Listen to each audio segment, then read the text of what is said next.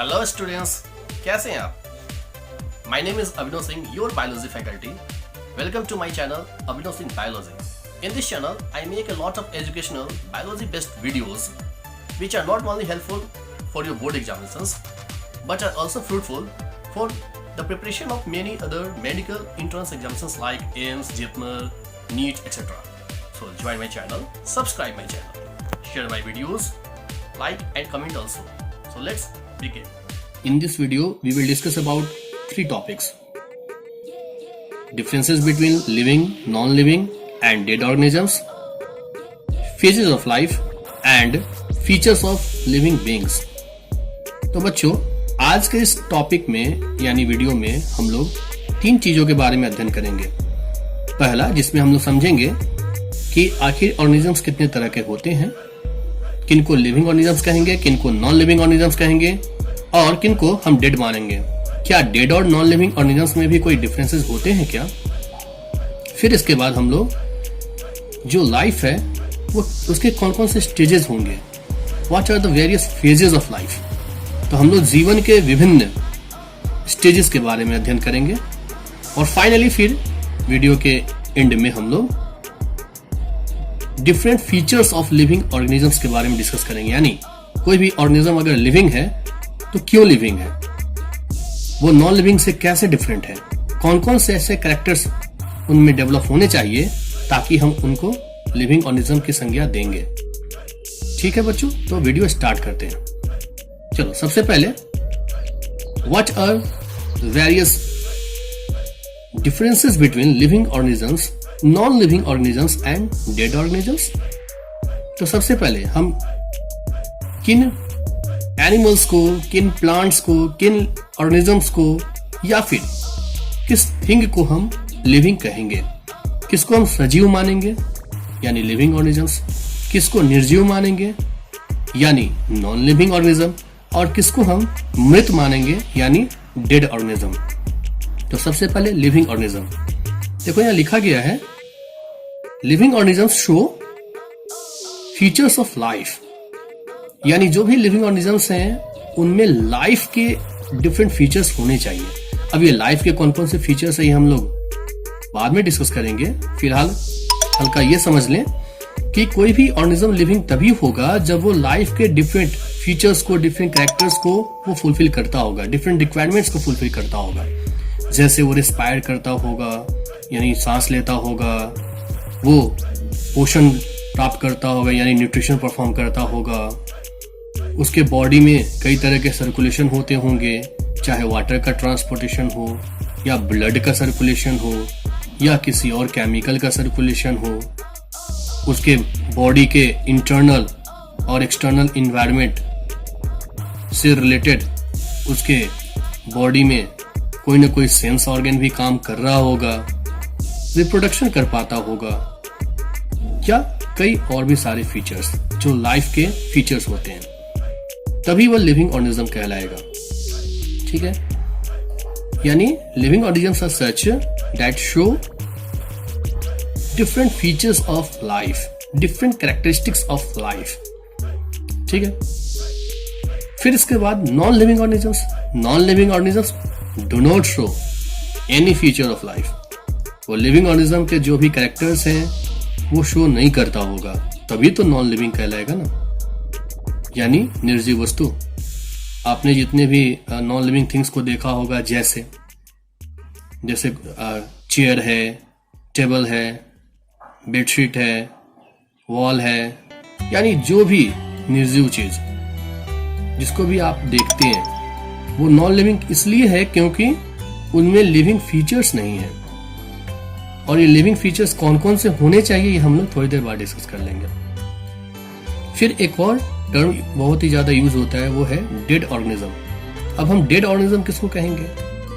तो dead organisms are such organisms which are perishable in nature, जो कि perishable nature का है.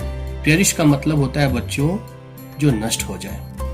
ठीक है, यानी अगर वह नष्ट होने के कगार पर है, इसका मतलब ऐसे ऑर्गेनिज्म को तब हम डेड मानेंगे. इसका मतलब यह कतई नहीं है कि उनमें लिविंग ऑर्गेनिज्म के फीचर्स नहीं थे। Once upon a time they have features of living organisms. पहले उनके पास लिविंग ऑर्गेनिजम्स के फीचर्स थे और वो लाइफ के पार्ट हैं, लेकिन एट प्रेजेंट अब वो नष्ट हो चुके हैं या नष्ट होने वाले हैं, वो डाई कर चुके हैं, इसलिए डेड है। तो नॉन लिविंग और डेड ऑर्गेनिज्म में क्या डिफरेंस हुआ? देखो, non living organisms do not show any features of life, whereas dead organisms show features of life once upon. ठीक है, यानी डेड ऑर्गेनिजम्स लाइफ के फीचर्स को शो करते हैं, कभी न कभी वो लाइफ के फीचर्स को शो कर रहे थे, लेकिन नॉन लिविंग ऑर्गेनिज्म कभी भी किसी भी लाइफ के स्टेजेस को, लाइफ के फीचर को कभी भी वो शो नहीं करता है। तो यहां पर हमने लिविंग, नॉन लिविंग और डेड ऑर्गेनिजम्स के बीच एक छोटा सा अध्ययन हमने यहां डिस्कस कर लिया है। हमें पता चल गया कि तीनों के बीच में क्या क्या डिफरेंसेस हो सकते हैं। अब लाइफ अगर है, कोई लिविंग ऑर्गेनिज्म है, तो उसके लाइफ के कई सारे स्टेजेस होने चाहिए, उसके लाइफ के कई सारे फेजेस होने चाहिए।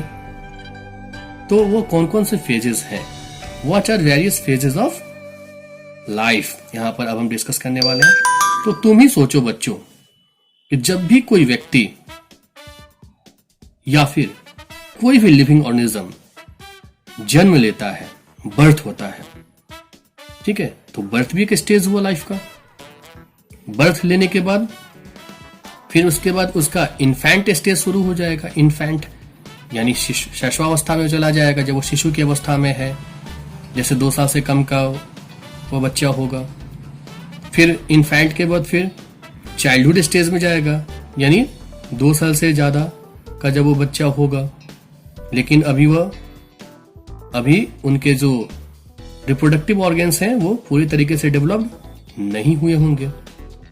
ठीक है, तो ऐसा स्टेज, यानी जैसे आप देखते होंगे कि 5 साल, 6 साल, 10 साल, 14 साल तक का जो बच्चा होता है, या मान कर चलो कि वो जुवेनाइल स्टेज के अंतर्गत आता है।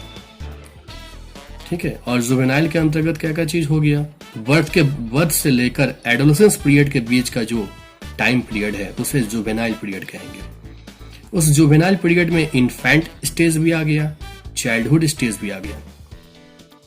लेकिन जब वह बच्चा, चाहे वो मेल हो या फीमेल हो, चाहे बॉय चाइल्ड हो या फिर गर्ल चाइल्ड हो, अब जब उसके बॉडी के जो ऑर्गन्स हैं, रिप्रोडक्टिव ऑर्गन्स हैं, अब जब वो सेक्सुअली, फिजिकली अगर मैच्योर हो जाए, इसका मतलब है कि वह एडोलेसेंस स्टेज में एंटर कर चुका है। और adolescence stage is a part of reproductive phase, यानी जुवेनाइल फेज को उसने अब क्रॉस कर लिया है और रिप्रोडक्टिव फेज में अब वो एंट्री ले चुका है। तो रिप्रोडक्टिव फेज में अब उसके बॉडी के जो भी ऑर्गन्स हैं वो पूरी तरीके से डेवलप हो चुके हैं, और वो they have characteristics to perform reproduction, चाहे वो रिप्रोडक्शन सेक्सुअल रिप्रोडक्शन करे या एसेक्सुअल रिप्रोडक्शन करे, चाहे वह प्रजनन लैंगिक प्रजनन करे या फिर अलैंगिक प्रजनन करे, लेकिन वह अपनी इन विधियों के द्वारा अपने बच्चों की संख्या को बढ़ाएगा। वो ओविपेरस एनिमल हो सकते हैं, यानी एग लेइंग एनिमल, अंडा देने वाले, या फिर वो विविपेरस एनिमल हो सकते हैं, यानी यंग वन प्रोड्यूसिंग एनिमल, यानी बच्चे, अपने जैसे बच्चे जन्म देने वाले। ठीक है, तो यह जो स्टेज होगा, यह जो फेज होगा लाइफ का, वो क्या कहलाएगा? Reproductive phase. ठीक है, उससे भी पहले, उससे अब हम बात करें, अब चलो, अब उसके बाद क्या होगा? एडोलेसेंस पीरियड में जब वो है, उसके बाद कौन सा स्टेज आता होगा? Adult stage. एडल्टहुड में हो जाएगा, अब वो वयस्क हो जाएगा, अब वो पूरी तरीके से मैच्योर्ड हो जाएगा, फिजिकली, मेंटली, साइकोलॉजिकली, हर माध्यम से वो क्या हो जाएगा? मैच्योर्ड हो जाएगा, एडल्ट स्टेज में चला जाएगा। यह भी रिप्रोडक्टिव फेज के अंतर्गत ही आता है। और फाइनली जब 60 साल से बाद की अवस्था होगी, किसी भी ह्यूमन बीइंग का या लिविंग ऑर्गेनिज्म का। ठीक है, तो अभी हम ह्यूमन के कंसर्न में ही, ह्यूमन से रिलेट करके ही यहाँ पर हम फेजेस ऑफ लाइफ को समझने की कोशिश कर रहे हैं, क्योंकि जितने भी ऑर्गेनिजम्स हैं उन सबका लाइफ स्पैन तो 60 ईयर्स का होगा नहीं। कई ऐसे भी ऑर्गेनिजम्स हैं जो कि 20 ईयर्स में ही डेड हो जाते हैं, ठीक है, या उससे भी कम ईयर्स में। या और कई ऐसे भी ऑर्गेनिजम्स हैं जो कि 1000 ईयर्स तक सर्वाइव करते हैं, जैसे पाइन ट्री। तो अभी हम सिंपली ह्यूमन को टारगेट पर रखकर एग्जाम्पल समझने की कोशिश कर रहे हैं, ह्यूमन के फेजेस ऑफ लाइफ को समझने की कोशिश कर रहे हैं। ठीक है, तो यहाँ पर अब रिप्रोडक्शन के बाद, रिप्रोडक्टिव स्टेज के बाद, रिप्रोडक्टिव फेज के बाद एंड में जब 60 साल से ज्यादा उम्र का हो जाएगा, जब वह व्यक्ति, जब वह मानव, तो वह किस स्टेज में चला जाएगा? तो वह लास्ट में सेनेसेंस स्टेज में जाएगा, यानी ओल्ड स्टेज। ठीक है, और फिर उसके बाद फिर फाइनली क्या होगा? फिर डेथ होगा। तो इस तरीके से एक लाइफ साइकिल को हम लोग समझने की कोशिश कर रहे हैं। सबसे पहले क्या हुआ? तो ह्यूमन का बर्थ हुआ, उसे सीड स्टेज भी कहते हैं, सीड फेज भी कहते हैं। उसके बाद फिर क्या हुआ? उसके बाद फिर उस बीच में इन्फेंट स्टेज आया होगा, चाइल्डहुड स्टेज आया होगा, और इन सभी स्टेजेस को, बर्थ के बाद के स्टेज को हम क्या बोल रहे हैं? तो हम उसे जुवेनाइल स्टेज बोल रहे हैं। लेकिन वह स्टेज कब एंड कर जाएगा? जब एडोलेसेंस स्टेज आएगा, और उस एडोलेसेंस से एडल्टहुड स्टेज तक के फेज को हम रिप्रोडक्टिव फेज कर रहे हैं। देखो, जुवेनाइल को वेजिटेटिव फेज भी कहते हैं, लेकिन वेजिटेटिव का मतलब ही होता है कि अभी उसमें रिप्रोडक्टिव एबिलिटी नहीं आया है। लेकिन जैसे ही रिप्रोडक्टिव एबिलिटी जब आ जाएगा, चाहे वो प्लांट हो या एनिमल हो, किसी भी लिविंग ऑर्गेनिज्म का, तब वह फेज क्या कहलाएगा? Reproductive phase. अब वह एसेक्सुअल या सेक्सुअल रिप्रोडक्शन मेथड से अपनी संख्या को क्या करेगा? बढ़ाएगा, क्योंकि इस धरती पर उसको क्या करना है? सरवाइव करना है, अपने स्पीसीज के एग्जिस्टेंस को मेंटेन रखना है। ठीक है, अपने अस्तित्व को बरकरार रखने के लिए वो जनन करेगा, रिप्रोडक्शन करेगा। अब रिप्रोडक्शन के बाद का जो भी स्टेज है, रिप्रोडक्शन जो स्टेज है, ये रिप्रोडक्शन जो फेज है, यह एडल्टहुड स्टेज तक चलेगा, यानी जब वह व्यक्ति वयस्क हो जाएगा तब तक। लेकिन जैसे ही वह व्यक्ति प्रौढ़ावस्था में चला जाएगा, वृद्धावस्था में चला जाएगा, तो उस फेज को सेनेसेंस फेज कहते हैं, वह ओल्ड स्टेज हुआ। ठीक है, यानी अब वह व्यक्ति 60 साल से ज्यादा आयु का हो चुका है और वह डेथ की ओर जा रहा है, और फाइनली फिर क्या होता है? डेथ होता है। तो ये हमने यहाँ पर डिफरेंट फेजेस ऑफ लाइफ के बारे में स्टडी कर लिया है। अब हम थोड़ा जाने कि कोई भी लिविंग ऑर्गेनिज्म कैसे है, what are various features and characteristics of living organisms. किसे हम लिविंग ऑर्गेनिजम्स कहेंगे और क्यों कहेंगे? कौन कौन से ऐसे कैरेक्टर्स उनमें होने चाहिए ताकि हम लिविंग ऑर्गेनिज्म कहेंगे? तो देखो, जानते हैं हम लोग थोड़ा। देखो, यहाँ पर कुछ आपको पॉइंट्स मेंशन किए गए हैं लिविंग ऑर्गेनिजम्स कहलाने के लिए। यहाँ पर टोटल 13 पॉइंट्स हैं, 13 आपको मुख्य बिंदुएं यहाँ पर दर्शाई गई है। इसके अलावा और भी सारा हम लोग यहाँ डिस्कस कर लेंगे। फिलहाल के लिए ये 13 पॉइंट्स आपको पूरे तरीके से आपको मेमोराइज होने चाहिए। ठीक है, तो स्टार्ट करते हैं। The first most important feature of living organism is having different shape and size. कोई भी लिविंग ऑर्गेनिज्म तभी हम मानेंगे, उसे एप्रोप्रिएट लिविंग ऑर्गेनिज्म हम तभी मानेंगे जब उसके पास कोई डिफरेंट शेप होगा, डिफरेंट साइज होगा। यानी उस लिविंग ऑर्गेनिज्म का एक कोई पार्टिकुलर अपीयरेंस होना चाहिए, उसका एक पार्टिकुलर स्ट्रक्चर होना चाहिए, उसका एक पार्टिकुलर साइज होना चाहिए, उसकी एक आकृति, एक आकार होनी चाहिए, कोई एक फिक्स्ड शेप होना चाहिए। ठीक है, हाँ, एक्सेप्शन अमीबा है, लेकिन उसके बावजूद अमीबा को छोड़ दें तो जितने भी लिविंग ऑर्गेनिजम्स हैं उन सभी के पास एक डिफरेंट शेप एंड साइज होना बेहद आवश्यक है। ठीक है, फिर उसके बाद और क्या चाहिए? फिर उसके बाद they must have any body organisation. उनके पास कोई ना कोई बॉडी ऑर्गेनाइजेशन भी होना चाहिए। अब बॉडी ऑर्गेनाइजेशन क्या है? इनका मतलब उनकी कोई शारीरिक संरचना कैसी है? क्या वो एक कोशिकीय जीव है या बहुकोशिकीय जीव है? यानी क्या वो यूनिसेलुलर ऑर्गेनिज्म है या मल्टी सेलुलर ऑर्गेनिज्म है, इसके बारे में कि उनके अंदर क्या कोई कैरेक्टरिस्टिक डेवलप है कि नहीं है। अगर है तो लिविंग ऑर्गेनिज्म है, लिविंग ऑर्गेनिज्म कहलाएंगे। जैसा कि हम लोग जानते हैं कि many micro organisms are unicellular in nature, bacteria, virus, कई सारे ऐसे फंगी हैं जैसे ईस्ट है या एल्गी हैं, ये सब यूनिसेलुलर नेचर के होते हैं। कुछ प्रोटोजोआ भी हैं जो यूनिसेलुलर नेचर के होते हैं, जैसे अमीबा है, पैरामीशियम है, यूग्लिना है ना। लेकिन कई सारे ऐसे माइक्रोब्स भी हैं जो कि मल्टी सेलुलर भी हैं, है ना। जैसे कई सारे ऐसे फंगी मिलेंगे जो मल्टी सेलुलर हैं, जैसे ब्रेड मोल्ड है, मशरूम है, ये मल्टी सेलुलर होते हैं, ठीक है। उसी तरह से अगर हम नॉर्मली कई और लिविंग ऑर्गेनिजम्स की बात करें, जैसे प्लांट्स की बात करें, एनिमल्स की बात करें, these are multi cellular animals. Plants में भी हर्ब्स है, श्रब्स है, ट्रीज है, क्लाइंबर्स हैं, क्रीपर्स हैं, या कई और भी वेराइटीज के जो भी क्रॉप्स हैं, प्लांट्स हैं, these are having definite multi cellular body organisations. उसी तरह से एनिमल्स की बात करें, एनिमल्स में भी कई सारे वेराइटीज आप देखते हैं, इंसेक्ट्स हैं, बर्ड्स हैं, फिश है, मैमल्स हैं, रेप्टाइल्स हैं, एम्फीबियंस हैं, इनवर्टिब्रेट्स हैं, वर्टिब्रेट्स हैं। तो इन सभी में भी मल्टी सेलुलर बॉडी ऑर्गेनाइजेशन है। तो बॉडी ऑर्गेनाइजेशन होना भी एकदम डिफिनिट है, चाहिए, तभी लिविंग ऑर्गेनिज्म कहलाएंगे।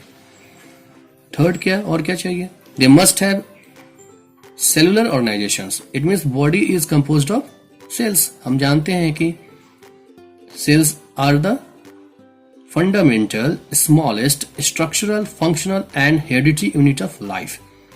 किसी भी सजीव की सबसे छोटी संरचनात्मक, क्रियात्मक और आनुवंशिकी इकाई को कोशिका कहते हैं।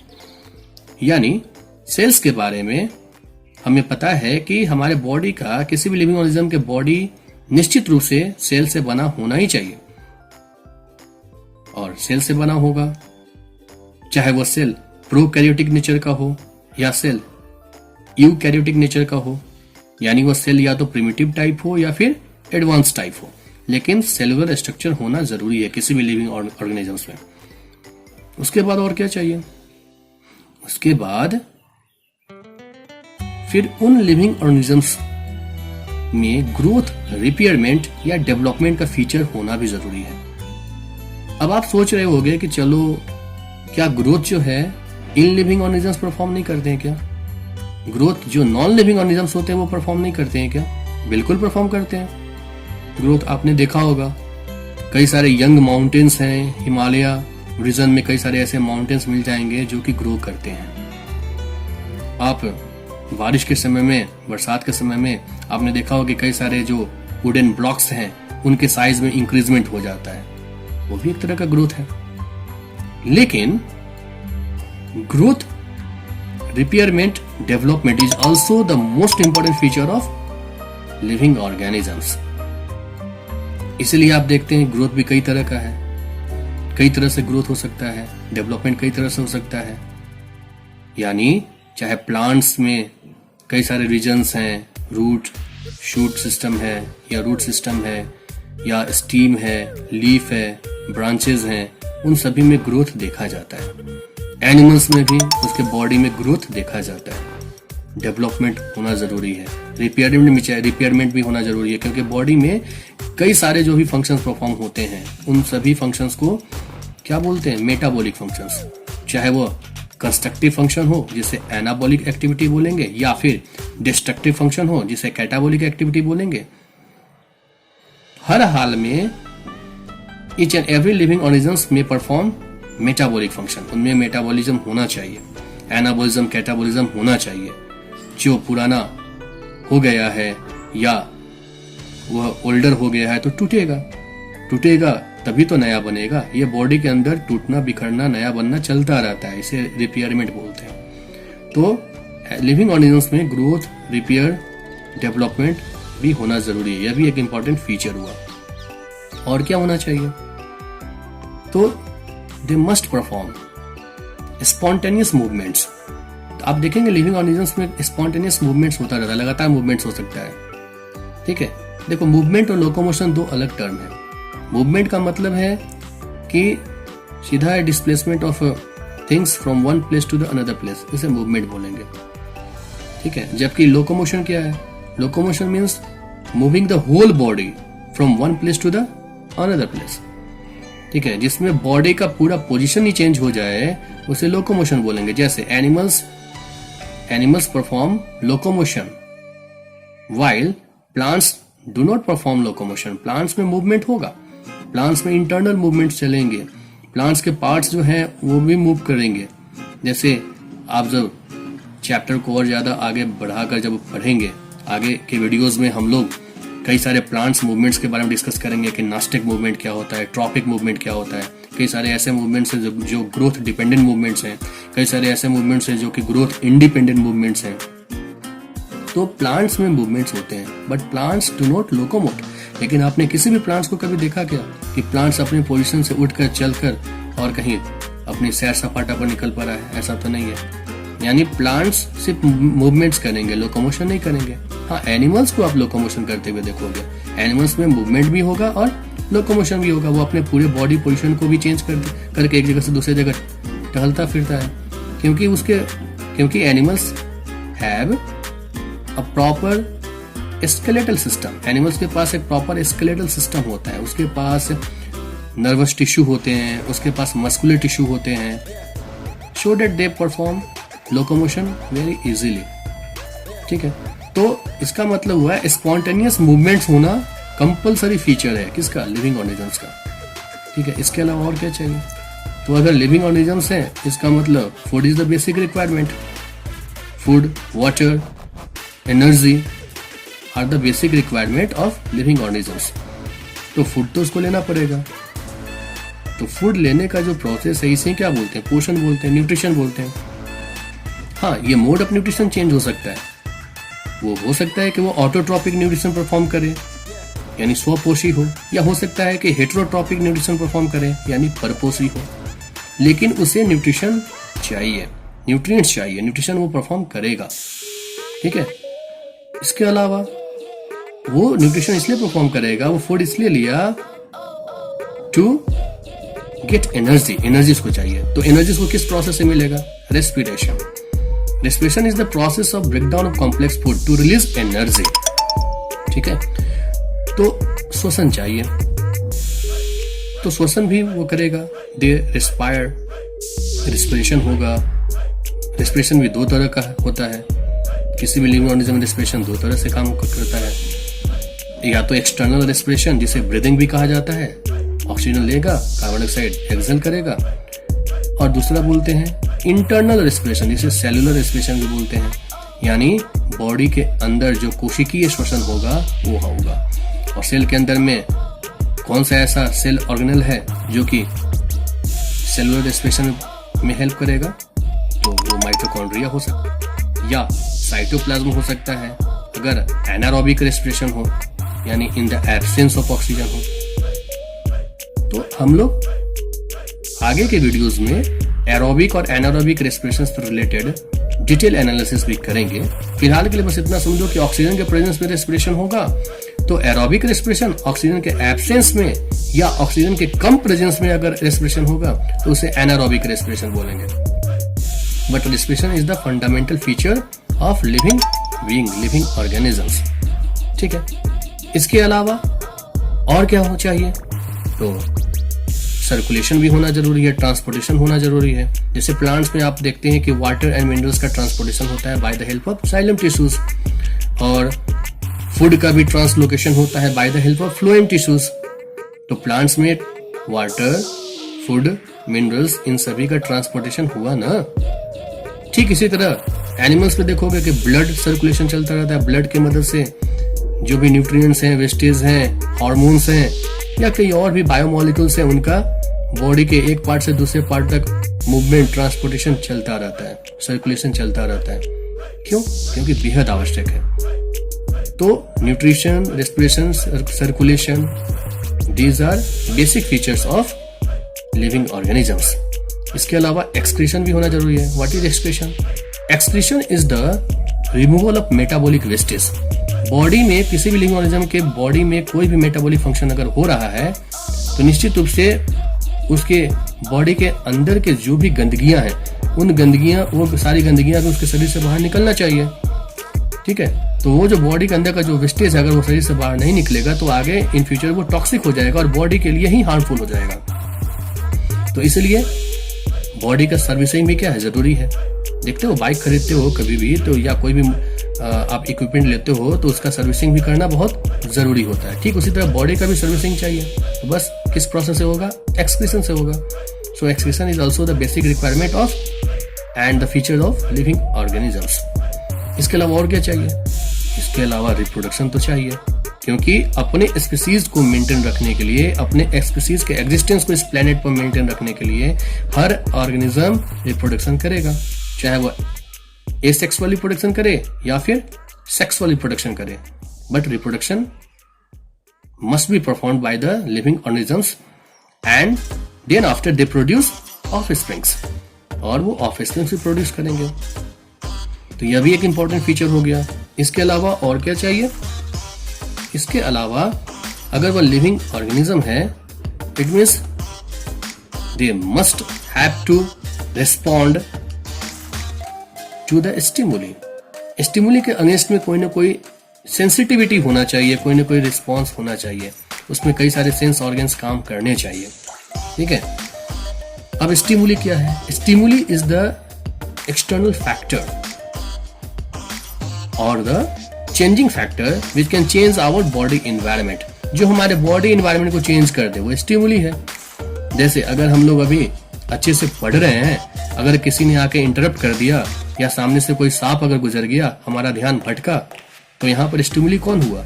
वो सांप। ठीक है, इसका मतलब जो हमारे बॉडी इन्वायरमेंट को चेंज करे वह चेंजिंग फैक्टर ही क्या है? स्टिमुली है। वह चेंजिंग फैक्टर बायोटिक फैक्टर भी हो सकता है यानी लिविंग फैक्टर, या फिर ए बायोटिक फैक्टर भी हो सकता है यानी नॉन लिविंग फैक्टर। जैसे हम अगर स्कूल से घर की ओर जा रहे हैं, रेनफॉल हुआ, बारिश होने लगी, तो ये कैसा स्टिमुली होगा? नॉन लिविंग स्टिमुली यानी ए बायोटिक स्टिमुली।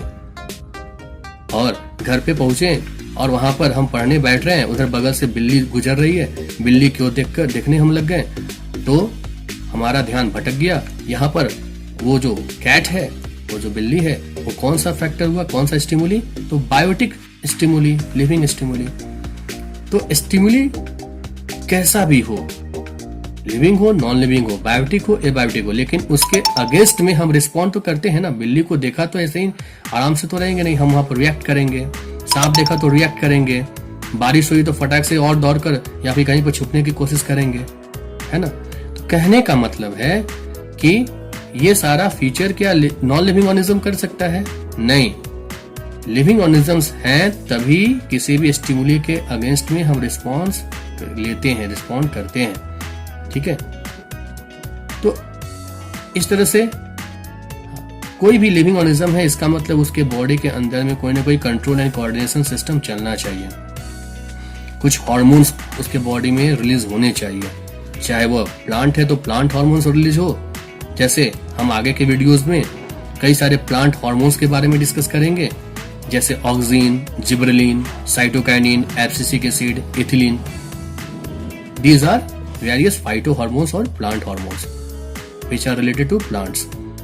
कई सारे एनिमल हार्मोन्स भी होते हैं, एनिमल बॉडी में भी कई सारे हार्मोन्स जैसे ग्रोथ हार्मोन्स हैं, जीएच है, ठीक है, या फिर एड्रिनलिन है, थायरॉक्सिन है, कई सारे हार्मोन्स हैं जो कि एनिमल से रिलेटेड हैं, तो एनिमल हार्मोन्स हैं। तो चाहे कैसा भी लिविंग ऑर्गेनिज्म हो, उसके बॉडी के अंदर रिस्पॉन्ड करने का कैपेसिटी होना चाहिए, उसके बॉडी के अंदर control and coordination system parallelly चलना चाहिए। So these are the features of living organisms. Living organisms के ये सब कई सारे फीचर्स थे, ठीक है। आप इन्हें बिल्कुल अच्छे तरीके से मेमोराइज कर लेंगे और इस वीडियो को एक बार और फिर से रिप्ले करके देख लेना, तो जो भी आपके डाउट होंगे वो सारे क्लियर हो जाएंगे। उसके बावजूद भी अगर कोई डाउट अगर आप बच्चों के अगर होते हैं, देन यू मे कमेंट। ठीक है, आप कमेंट करें, मैं आपके क्वेश्चंस को रिप्लाई करूंगा, उसे आंसर में कन्वर्ट करके मैं आपको बताने समझाने की कोशिश करूंगा। So thank you very much, thanks a lot, keep watching my channel, thanks a lot.